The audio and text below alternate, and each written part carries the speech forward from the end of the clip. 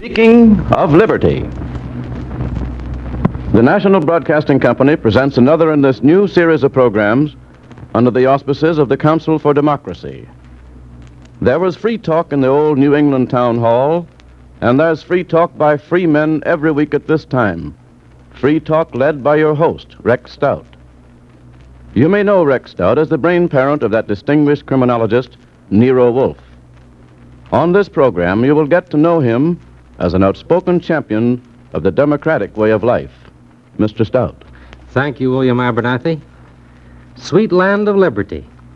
When I used to sing that phrase, off-key of course, in a little Kansas schoolhouse, it was merely a noise. As I say it now, if I sang it, I'm afraid it would still be off-key. It is at once a prayer, an affirmation, a resolution, and a challenge. Sweet land of liberty, our America. But it is not, thank God, the only land of liberty left on earth. Not the least of the others is the one furthest removed from us in space, but in spirit one of the closest, China. Our spiritual kinship with the Chinese has not been the deliberate product of statecraft or commercial enterprise. We like them, that's all. Beyond politics and commerce, we have always been interested in China. We've tried to help it develop modern techniques.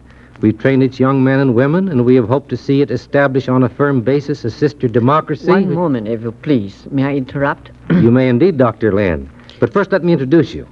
Our guest this afternoon is Dr. Lin Yutang, noted Chinese philosopher and writer, author of With Love and Irony, Moment in Peking, and The Importance of Living. Now, Dr. Lin. I only wanted to observe that while China acknowledges with gratitude her great debt to America, she is perfectly willing also to acknowledge with pride America's debt to her. No wonder we like the Chinese. Not to be outdone, Dr. Lin, let me say that one item in that debt is the fact that the Chinese took the first stand in the present struggle against aggressors. That is true, Mr. Stout, though not what I had in mind.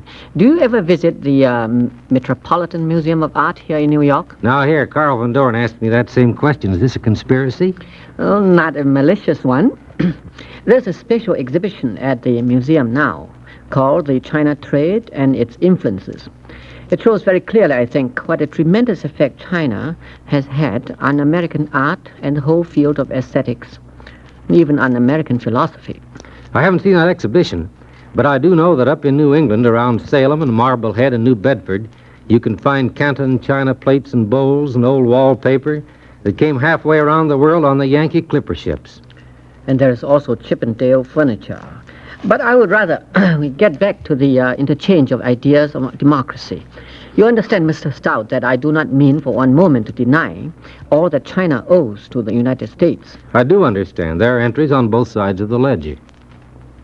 One might say with entire truth that they who were the young China of 1910 have become China's elder statesmen of today.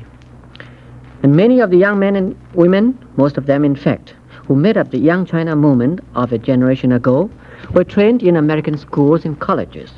They acquired the best American education and then went home to apply what they had learned. Would it be correct to say that those same men and women are responsible for the new development of democracy in China? Ah, that's something else. Perhaps they are responsible for developing something new. And perhaps, on the other hand, they are merely helping to liberate something that has always been a part of the Chinese spirit. And you'd say the Chinese character and temperament is inherently inclined to democracy. I mean, Chinese democracy is, or was, so different from American democracy, but the spirit is the same. Perhaps I may put it this way. China is a new republic, but a very old democracy, the oldest self-governing nation in the world. Now, wait a minute. You're pulling my leg. No, I'm quite serious. There's been a lot of nonsense said about democracy, confusing the superficialities of political machinery, like senators and electioneering, with the basic spirit of democracy. When you speak of American democracy, you do not mean the senators in Washington. Would you say, Mr. Stout, that the senators are the cream of American democracy? It all depends. You'd have to name your senators. Anyhow, you can't have cream without milk. And the milk is the people, all of us. We are getting somewhere now. By democracy, we simply mean a state consisting of free individuals morally capable of governing themselves, independent in spirit, tolerant, and at the same time ready to revolt against oppression. And they must have a basic philosophy that all men are equal. Democrats mustn't be snobs, that's about right. Well, make it shouldn't. Room for improvement. We have a snob or two in America, Dr. Lin. Or in China, too, of course. But basically, the Chinese and the Americans hate snobbery. Remember, there's no caste system in China. Mencius long ago said that all men are created equal and that any man is capable of development to the moral stature of the saint emperors. Now, that was about 2,500 years ago. Mencius further said that in a state, the people are the most important factor and the king is the least important, just in so many words. Now that statement stands in the Chinese classics that every Chinese schoolboy for the last 1,000 years was required to learn. Mencius is as modern as Thomas Jefferson, and the basis of this is Chinese humanism. But wasn't there an aristocracy in ancient China? Decidedly not. There is a Chinese proverb which says, all premiers and generals don't come from old families, which isn't true of England, you know. Because there was the imperial examinations for civil service, which was in operation for over 1,000 years, and made it possible for any poor boy with real talent to rise to the very top by selective service. Now, we didn't say in China that any boy might become the president, but we did say that any boy might become the premier. And you maintain that the Chinese people really have been governing themselves for a long time, centuries? Precisely. Now, whether there was a Chinese or a Manchu emperor, it didn't matter. The people always governed themselves through the village system, in connection with the clan elders, corresponding somewhat to your city aldermen. Life in the Chinese country was more or less like life in Vermont. And it is important to point this out because no democracy can work unless the spirit of true democracy already exists among the common people, the peasants, and the scholars. The machinery of modern democracy may be new, but the spirit is very old. Can you put it into a definition, Doctor? How would you define democracy? Well, Mr. Stout, it's one of those things very hard to define. But to me, democracy is the embodiment of all those normal rights, liberties, and dignities pertaining to free men. And like a good many things, it is appreciated most in absentia, as under a tyranny. You never miss the water till the well runs dry.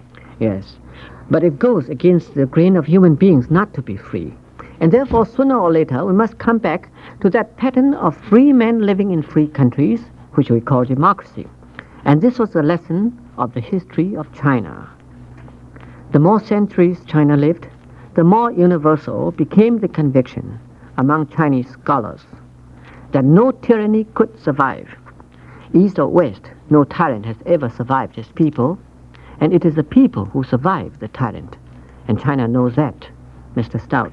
And knowing it, has kept up her fight against Japanese brutality for 4 long years, always sure of victory in the end. Yes. We Chinese have never tolerated a tyrant. Never? That's news to me, Dr. Lin. You say China never had tyrants even in the old days? Not quite, Mr. Stout, but I said that she has never tolerated them. Sooner or later, the Chinese people always rose in revolt against tyrants and chopped off their heads. That sounds rather old-fashioned, but more forthright and effective than such modern methods as appeasement. Yes, quite effective. You see, the Chinese, after all, are not so very different from Americans. They're great individualists. They're essentially tolerant. They like liberty. They want to be free. They don't like to pay taxes, except when taxes are plainly necessary to preserve that liberty. They don't like to see soldiers in their villages. They tolerate but don't like law courts. All they want is that a man should be allowed to live his own life with his family. Well, hasn't there been any theory in China corresponding with the divine right of kings? Well, Mr. Stout, since even the gods in China are quite human, it follows that I think that nothing can be very divine in China. Chinese historians developed very early the theory of the right to revolt. The king was supposed to rule the people on behalf of heaven, by what we call a mandate from heaven. But at the same time, the theory was also clearly developed that any king who abused his power by oppressing the people forfeited thereby that mandate and became a common man, subject, as I say, to having his head chopped off. Very convenient and quite occidental. Charles I of England and Louis XVI of France had their heads chopped off, too. But how is democracy working in China right now? Well, China represents today democracy under stress, a nation driven backward by invasion and blockade. And China has discovered that in the time of crisis, of national peril, her strength lies in unity and in an extension of democracy. I speak now of the amazing growth of Chinese cooperatives. I've heard about the cooperatives. Isn't there a man named WWII? Yes. He has been one of the leaders, Mr. Stout, but the support and growth has come from the Chinese people themselves. China has had to rebuild her economic life under the hardest possible conditions.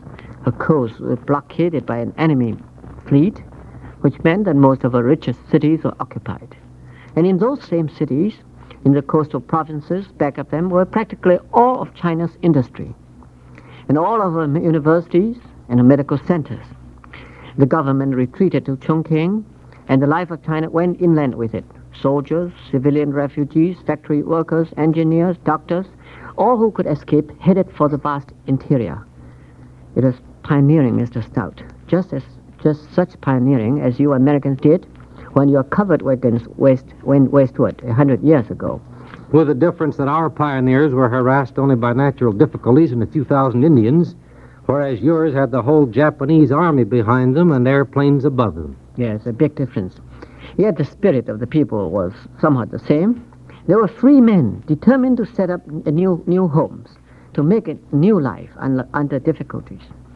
What our people did was to produce supplies for themselves and for the soldiers in thousands of small cooperative workshops.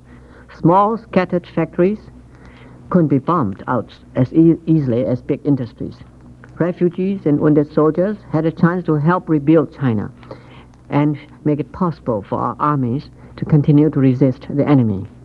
It's guerrilla industry as well as guerrilla warfare, you see. To keep it a land of liberty. As a philosopher, Dr. Lin, you probably saw that there was a close relationship between the new order the fascists in the Far East were proclaiming and the new order of the Nazis in Europe, long before some of the rest of us did. The striking thing is that the methods are so similar. Ruthless use of force, propaganda to disunite the people, setting up of puppet regimes. The pattern's identical. Yes.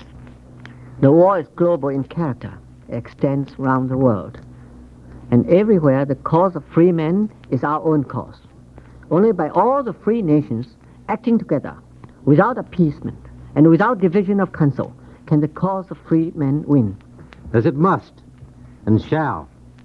Thank you, Dr. Lin. Ladies and gentlemen, our guest today is Dr. Lin Yu Tang. This is Rex Stout saying goodbye until next week. Ladies and gentlemen, you have just heard another in a new series of programs entitled Speaking of Liberty, brought to you each Thursday night at this time by the National Broadcasting Company in cooperation with the Council for Democracy, a national organization dedicated to the propagation of an American faith in democracy. Next week, Rex Stout will bring to the microphone Miss Fanny Hurst. A copy of this broadcast will be mailed free to anyone requesting it. Please address your letter or card to the Council for Democracy, 285 Madison Avenue, New York City.